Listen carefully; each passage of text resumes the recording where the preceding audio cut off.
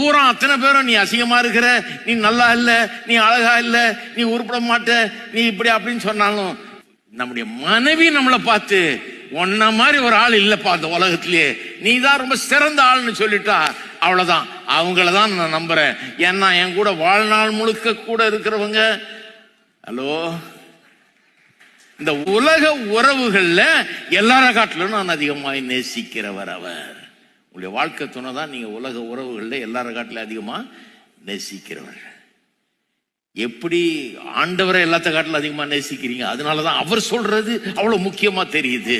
அதனாலதான் உங்க மனசாட்சியே தப்பா உங்களை வழி நடத்தினா கூட இல்ல நான் அவரை நம்புறேன், ஏன்னா கர்த்தர் பெரியவராயிருக்கிறார், அவர் சொல்றதான் நம்ப போறேன்னு எடுத்துக்கிறீங்க இல்லையா?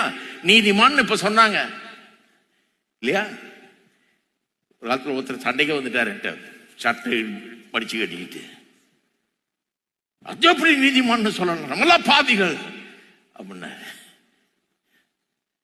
ஏன்னா நீதிமான்னு சொன்னது அவருக்கு அவ்வளவு கோபம். பைபிள் சொல்லுதியா நீதிமான்னா என்ன பண்றது? பைபிள் நம்மள நீதிமான்னு சொல்லுது.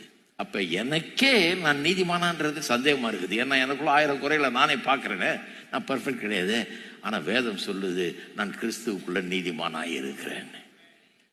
என்ன அவர் ரொம்ப நேசிக்கிறார், எனக்காக ஜீவனையை கொடுத்திருக்கிறார், என் அன்பு உருறார், எனக்காக எல்லாத்தையும் செய்யறாரு.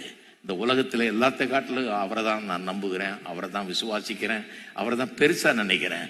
ஆகவே எவர் என்ன சொன்னாலும் அவர் சொன்னதை நான் நம்புகிறேன்.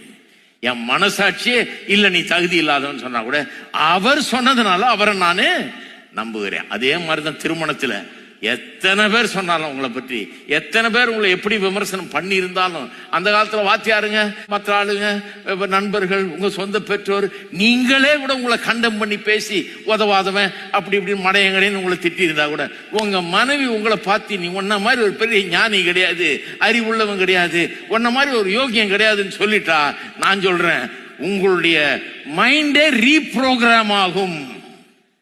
ஹலோ, இருக்கிறீங்களா? அன்பு திருமண வாழ்க்கையில எப்படி வேலை செய்து சுகமாக்குது, ஆளுடைய மைண்டையே மாத்துதுன்னு சொல்றேன்.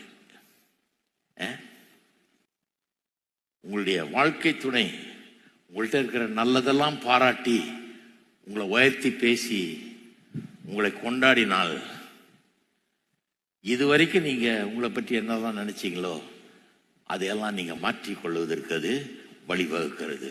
ஏன் இப்படி வேலை செய்யுதுன்னா, எல்லா உறவுகளை காட்டிலும் இந்த திருமண உறவு தான் ரொம்ப நெருக்கமான உறவு.